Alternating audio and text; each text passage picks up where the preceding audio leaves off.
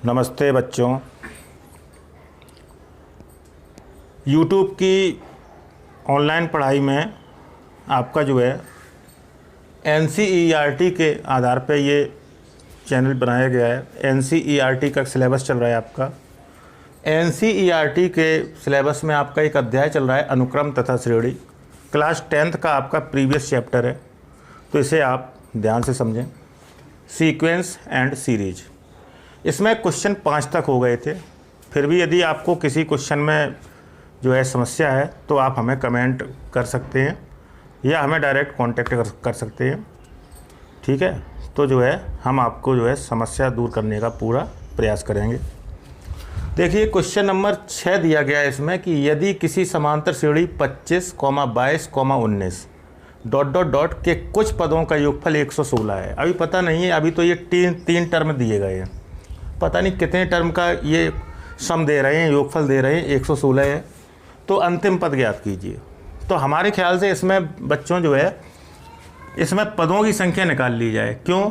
जैसे मान लीजिए पदों की संख्या किसी अनुक्रम में 5 है, 1, 2, 3, 4 और 5, तो हम जब अंतिम पद निकालेंगे तो आप 5वां पद तो निकालेंगे। ठीक उसी तरीके से सबसे पहले हम लोग क्या करेंगे बच्चों, इसमें जो है हम लोग जो समांतर श्रेणी दी गई है सॉल्यूशन में आइए देखते हैं। दी गई AP में नहीं होता है समांतर श्रेणी। दी गई AP, कौन सी आपको AP दी गई है आइए देखें। आपको दी गई है 25, 22, 19 ...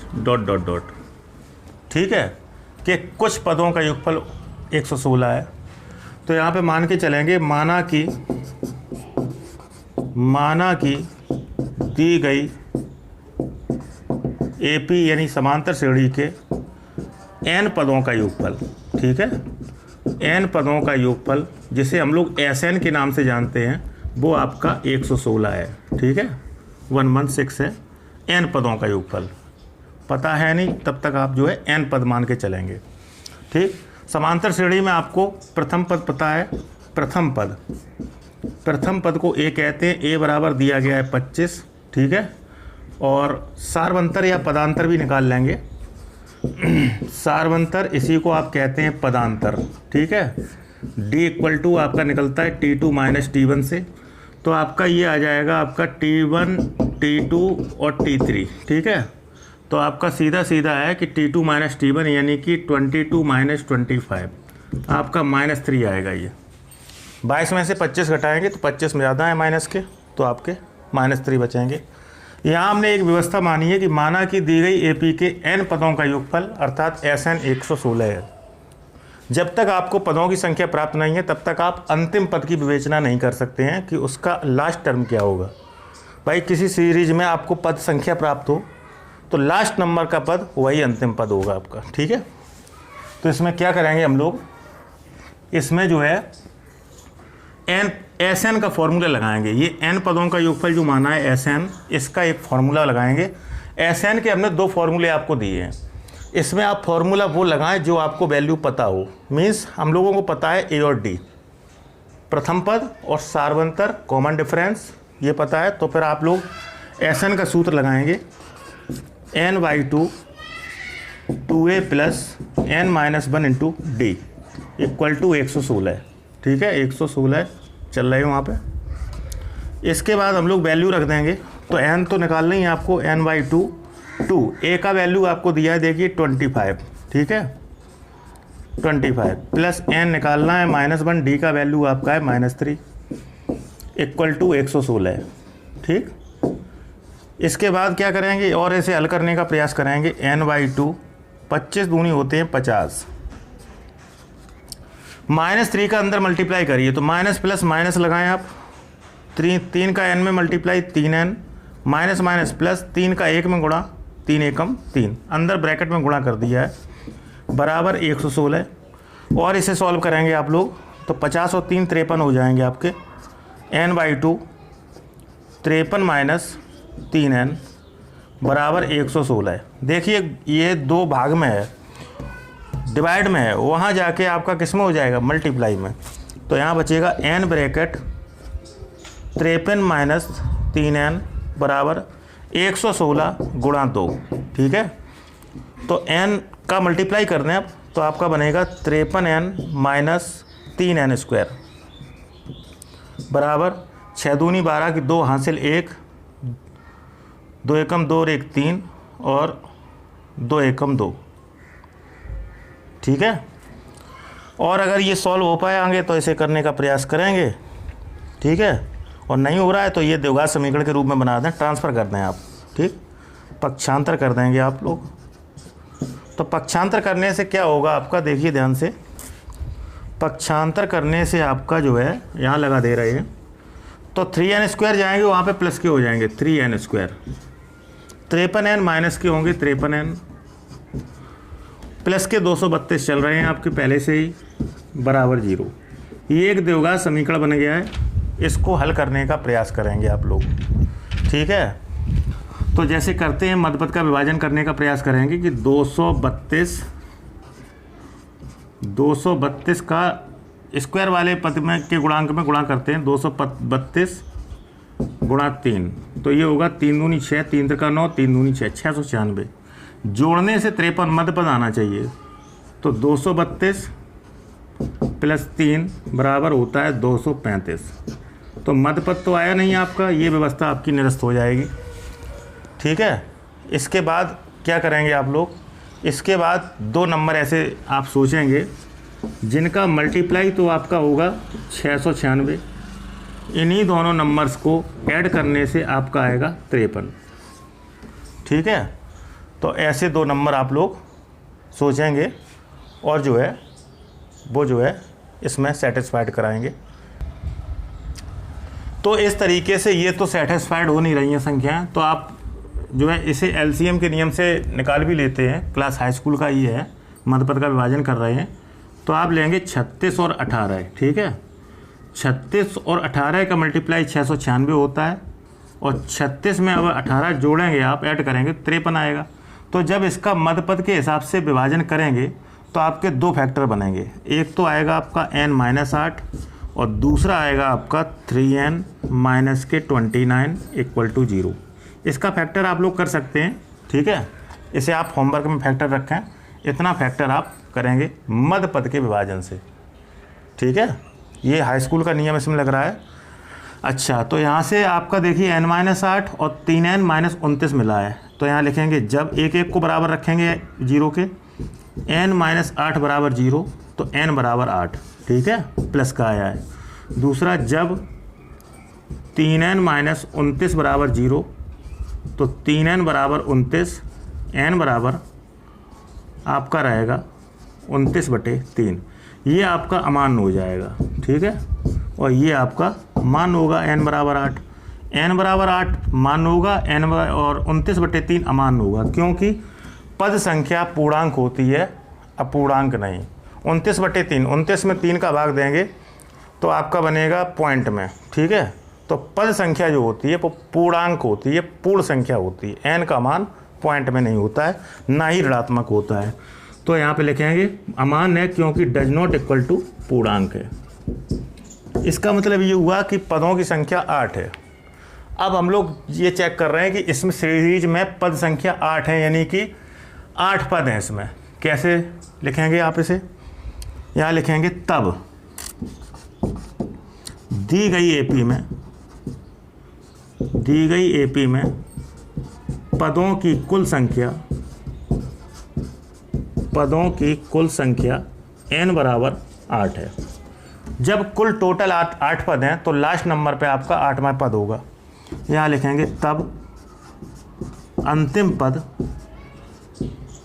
8वां पद होगा,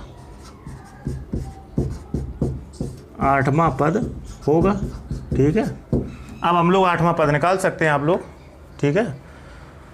इसे आप नोट कर लेंगे।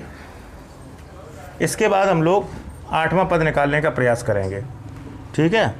तो 8वां पद n क्लियर हो गया आपका 8 है, ठीक है। इसके बाद ये नोट कर लेंगे आप जो है साथ में। इसके बाद जो है पता लग गया आपका अंतिम पद 8वां पद होगा। यहाँ लिखेंगे तब अंतिम पद मतलब 8वां पद 8वां पद यानी कि T8, डायरेक्ट फॉर्मूला आपको सिखाया हमने, एक डी कम करके लिखेंगे a + 7d, ठीक। तो T8 इक्वल टू आएगा, a का वैल्यू रखेंगे, a का वैल्यू है 25 + 7, d का वैल्यू है -3। तो ऐसे सॉल्व कर लें आप लोग, तो T8 इक्वल टू बनेगा 25 - 7 = 21, T8 इक्वल टू आएगा 4। तो अंतिम पद इस तरीके से आपका 4 आएगा। इसे बच्चों आप नोट करें। इसके बाद अगला सवाल, इसी तरीके से आपका अगला सवाल है। अगला सवाल है क्वेश्चन नंबर 7, समांतर श्रेणी के n पदों का योगफल ज्ञात करना है आपको। AP के, ठीक है, AP मतलब समांतर श्रेणी, अर्थमेटिक प्रोग्रेसिंग, समांतर श्रेणी के n पदों का योगफल ज्ञात करना है आपको। n पदों का योगफल ज्ञात करना है, जिसे हम लोग SN कहते हैं, ठीक। तो समांतर श्रेणी के n पदों का योगफल ज्ञात करना है, जिसका केवा पद दे रहे हैं। तो यहाँ लिखेंगे समांतर श्रेणी का दिया गया केवा पद, ठीक है, के टर्म दे रहे हैं आपको, केवा पद, इसको कहेंगे TK इक्वल टू दिया है 5K + 1, ठीक है। तो देखिए समांतर श्रेणी के n पदों का योगफल निकाल रहे हैं, तो आपको सीरीज पता होनी चाहिए। तो सीरीज पता करने के लिए आपके पास सीरीज होनी चाहिए, ठीक है। आपके पास होना चाहिए T1 कम से कम, T2, T3 कम से कम 3 टर्म तो होनी चाहिए, जिससे कि आपका पदों का योगफल आ सके। तो यहाँ पे T1, T2, T3 रखने के लिए k का वैल्यू आपको रिप्लेस करना पड़ेगा 1, 2, 3, ठीक है। तो यहाँ लिखेंगे k बराबर 1, 2, 3 ... रखने पर, तो आपकी सीरीज तैयार हो जाएगी, ठीक है। सबसे पहले आप रखेंगे k बराबर 1, k इक्वल टू 1 रखने पर, k इक्वल टू 1 रखेंगे आप रखने पर। फिर इसी तरीके से आप k इक्वल टू 2 रखने पर, इसी तरीके से k इक्वल टू 3 रखने पर, कम से कम 3 पद आपको रखने चाहिए, ठीक है। तो आइए देखें, सबसे पहले 1 रखें, तो जहाँ k है आपका रिप्लेस होके 1 हो जाएगा। तो T1 equal to 5 × 1 + 1, T1 equal to 5 + 1, 5 बन जा 5, T1 इक्वल टू 6। तो सीरीज आने लगी आपकी। अतः प्राप्त AP, प्राप्त समांतर श्रेणी आपको होने लगी है, पहले T1, फिर T2, फिर T3 सो ऑन।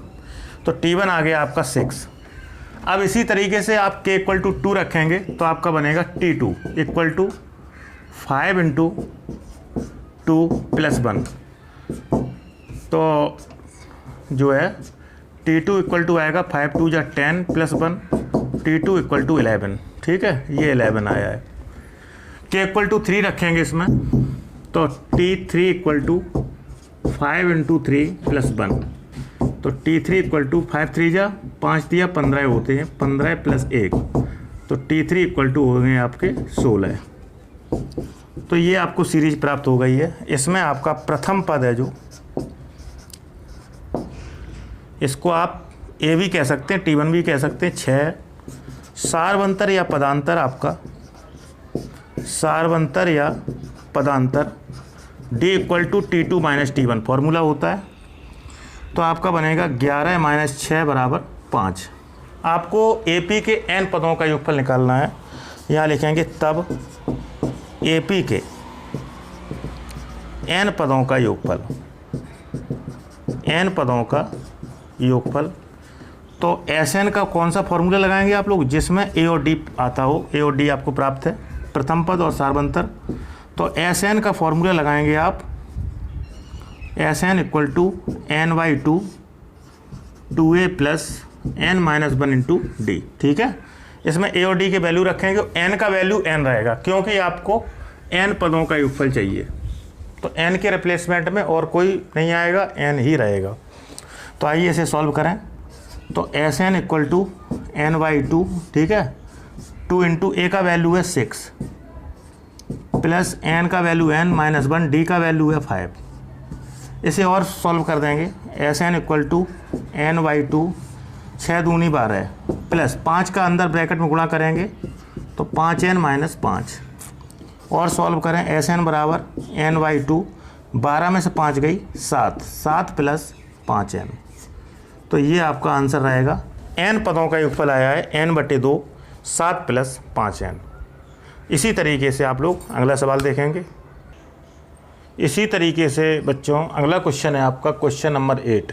ठीक है, क्वेश्चन कह रहे हैं यदि किसी समांतर श्रेणी के n पदों का योगफल दे रहे हैं Pn प्लस Qn²। ठीक है, तो सॉल्यूशन में यहीं से स्टार्टिंग करेंगे लिखना कि किसी AP में समांतर श्रेणी शॉर्ट में लिख रहे हैं, किसी AP के n पदों का योगफल दे रहे हैं, n पदों का योगफल, इसे आप लोग कहते हैं Sn, बराबर दिया गया है Pn प्लस Qn²। ठीक है, Qn², n पदों का योगफल आपको दे रहे हैं, सीरीज के n पदों का योगफल दे रहे हैं Sn बराबर Pn प्लस Qn²। जहाँ P और Q अचर पद हैं, कोई भी आपके संख्याएं हो सकती हैं, तो सार्वंतर ज्ञात कीजिए। देखिए सार्वंतर कैसे आता है, पहले ये दिमाग में सोचें कि सार्वंतर निकालने के लिए आपको, सार्वंतर को आप पदांतर भी कहते हैं, पदों के बीच का अंतर, कॉमन डिफरेंस होता है, d से प्रेजेंट करते हैं इसे। तो d इक्वल टू निकालने के लिए t2 माइनस t1 करना पड़ेगा आपको। द्वितीय पद में से प्रथम पद घटाने पर आपका सार्वंतर प्राप्त हो जाएगा। तो इसमें पहले आप द्वितीय पद और प्रथम पद निकालने का प्रयास करें और द्वितीय पद। तो देखिए कोई भी सीरीज हो, हम एक एग्जाम्पल लेके चल रहे हैं, ये क्वेश्चन थोड़ी देर के लिए अलग करें। जैसे लिखा है 2 4 6 ... अब इसमें हम ये कह रहे हैं कि प्लस लगा दीजिए जैसे, तो हम ये कह रहे हैं कि प्रथम पद का योगफल।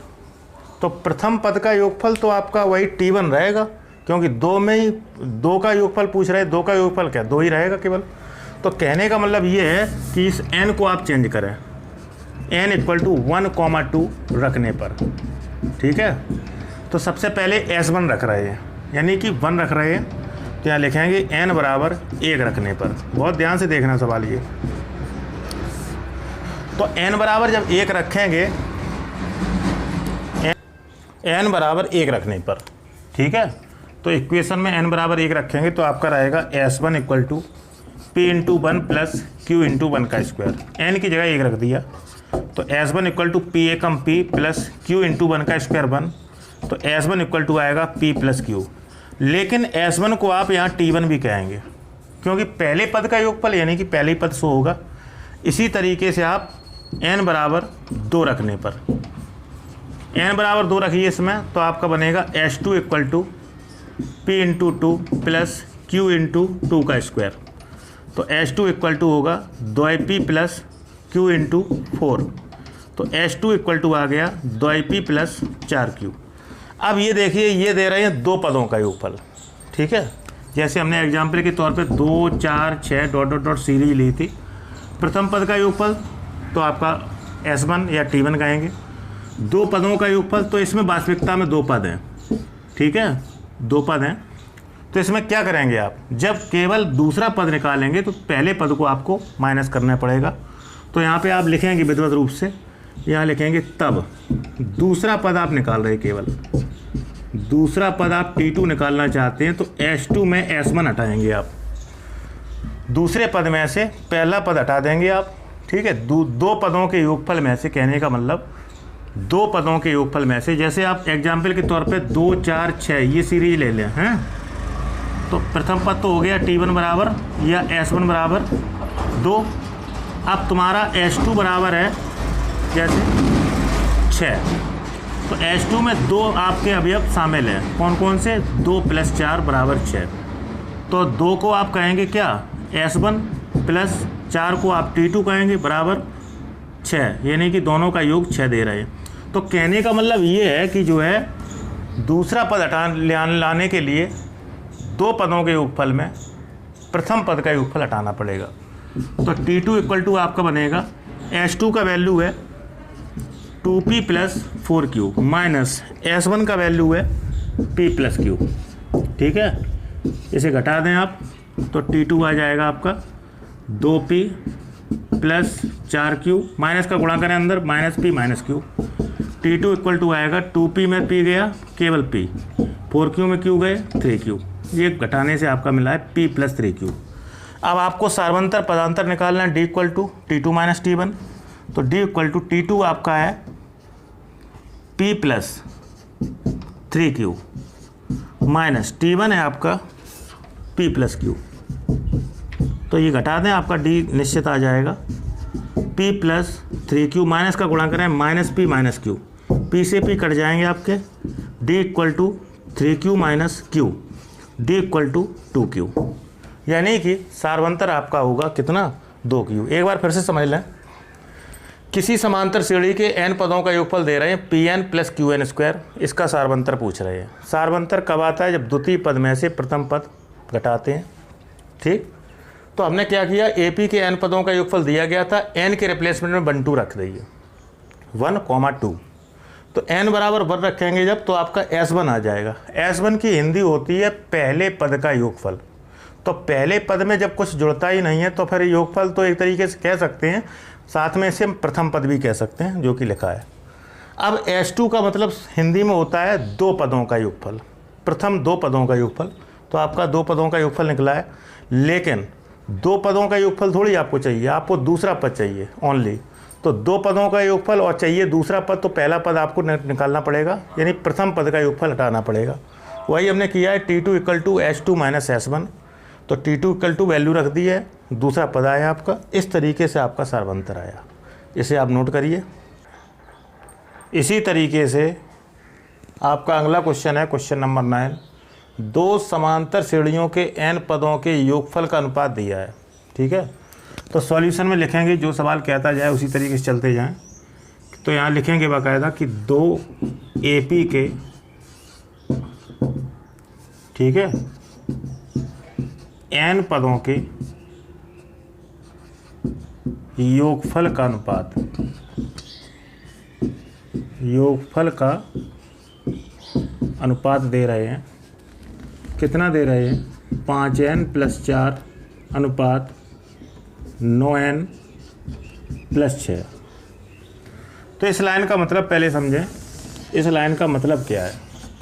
2 समांतर श्रेणी के n पदों का योगफल का अनुपात दिया है, अनुपात मीन्स अपॉन बटे, तो इसका मतलब ये लिखेंगे आप, पहली समांतर श्रेणी के n पदों का योगफल, n पदों का योगफल अपॉन दूसरी AP के n पदों का योगफल। ठीक है, ये दे रहे हैं आपको 5n प्लस 4 बटे 9n प्लस 6।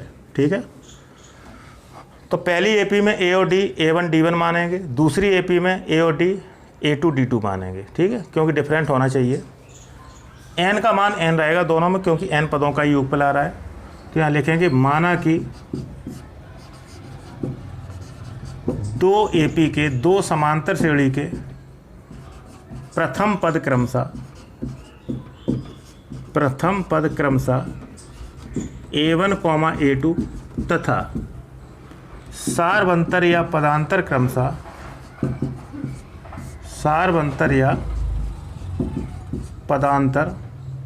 क्रमशः D1 व D2 है, ये मान के चलेंगे आप। तो इसमें रखिए, n पदों के योगफल बनाएंगे आप लोग। n पदों के योगफल का सूत्र होता है, नॉर्मल सूत्र होता है आपका Sn इक्वल टू, सूत्र लिखते हैं n/2 2a plus n minus 1 into D. लेकिन इनमें चेंज रहेंगे, a और d चेंज रहेंगे, n का मान n ही रहेगा। आइए देखें, पहली AP का लिख रहे हैं n पदों का योगफल, तो आप लिखेंगे n/2 2a1 plus n minus 1 into d1। ठीक, A1 होगा, D D1 होगा। दूसरी AP के लिए n/2 2a2 plus n minus 1 into D2 equal to आपका रहेगा 5n plus 4 upon 9n plus 6। ठीक है, इसके बाद क्या करेंगे, n/2 कट हो जाएंगे, 2 कॉमन लीजिए आप, तो ऊपर से 2 कॉमन लेंगे तो आपका बचेगा a1 प्लस 2, यहाँ तो है नहीं तो डिवाइड लगेगा, n-1/2 d1। नीचे 2 कॉमन लेंगे आप, a2 प्लस n-1/2 d2 बराबर यहाँ चल रहा है आपका 5n + 4/9n + 6। इसके बाद क्या करेंगे, 2 से 2 कट कर देंगे आप, इसे हम लोग इक्वेशन नंबर फर्स्ट मान लेंगे। अब हमें 18वें पद की निष्पत्ति निकालनी है, निष्पत्ति माने अनुपात, ठीक। यहाँ लिखेंगे तब 18वें पद के लिए, 18वें पद के लिए यानी कि T18 का सूत्र बनेगा आपका नॉर्मली a + 17d, ठीक। यानी कि d का गुणांक आपका 17 होना चाहिए, ठीक है। तो समीकरण 1 और 2 से यहाँ लिखेंगे तब समीकरण फर्स्ट व सेकंड से, तब समीकरण फर्स्ट व सेकंड से आपका क्या होना चाहिए, d का गुणांक की तुलना करने पर, ठीक है। d के गुणांक की तुलना करेंगे आप, ठीक। तो जब तुलना करेंगे तो आपका d का गुणांक 17 होना चाहिए, n-1/2 की जगह 17 होना चाहिए।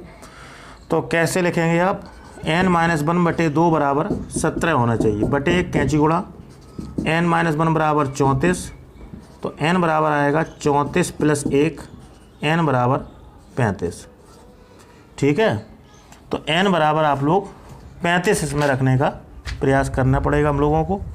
तो यहाँ लिखेंगे तब समीकरण 1 में n बराबर 35 रखने पर, तो रखिए n बराबर 35, तो देखिए बहुत ध्यान से a1 प्लस 35 माइनस 1/2 d1, नीचे रहेगा a2 प्लस 35 माइनस 1/2 d2 बराबर, यहाँ भी n की जगह 35 रखेंगे, तो 5 गुणा 35 + 4 बटे 9 गुणा 35 + 6।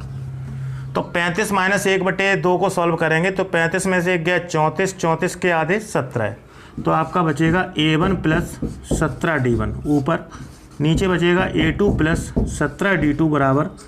और इसे जब सॉल्व करेंगे तो आपका आना चाहिए 35 का 5 में गुणा करके 4 जोड़ेंगे तो 179, 35 का 9 में गुणा करके 6 जोड़ेंगे तो आपका 321, ठीक है। तो ये जो लिखा है देखिए a1 plus 17 d1, a2 plus 17 d2, यानी पहली AP का 18वां पद लिखा है ये, क्योंकि एक पद एक d कम करके लिखते हैं। तो इस लाइन का मतलब समझो, या हिंदी में लिख दे रहे हैं, ऊपर लिखेंगे कि पहली AP का पहली समांतर श्रेणी का 18वां पद बटे दूसरी समांतर श्रेणी यानी AP का 18वां पद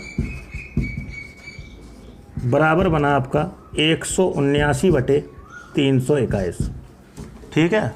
a + 17d 18वें पद को शो करता है। हमने बताया था एक d कम करके लिखते हैं, जैसे हमें मान लीजिए लिखना है 20वां पद, तो हमने सिखाया भी था ये कुछ वीडियो पहले। तो 20वां पद में आप लिखेंगे a + 19d, ठीक। 40वां पद a + 39d, 18वां पद a + 17d। तो उसी तरीके से आपका ये सॉल्व हुआ है।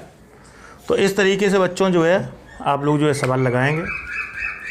और जो पिछला वीडियो, इसके ये वीडियो नंबर आपका 6 है, इसके पहले जो वीडियो नंबर 5 है, तो अगर आप देखने से वंचित रह गए हैं तो डिस्क्रिप्शन बॉक्स में हम लिंक डाल देते हैं इसकी पिछले वीडियो की, तो वहाँ से आप खोल के वीडियो देख सकते हैं। साथ ही जो है चैनल को सब्सक्राइब भी करें, जिससे आपके पास निरंतर हमारे वीडियो पहुँचते रहें डेली की डेली। और साथ साथ वीडियो जब समझ लें आप पूरा सवाल जो है कि हाँ हमको क्लियर हुआ है, तो उसको जो है साथ साथ लाइक भी करें, ठीक है। और वीडियो की लिंक आप ट्रांसफ़र भी कर सकते हैं, सेंड कर सकते हैं अपने दूसरे साथियों में, तो वो भी जो है सब्सक्राइब कर सकते हैं चैनल को आप अधिक से अधिक सब्सक्राइब करें। इस पे हम प्रतिदिन आपके लिए वीडियो डाल रहे हैं, प्रतिदिन। और टू दी पॉइंट कोर्स चल रहा है आपका, ये भी नहीं है कि जो है NCERT किताब चल रही है जो कि आपकी पढ़ाई का पूरा मानक करती है।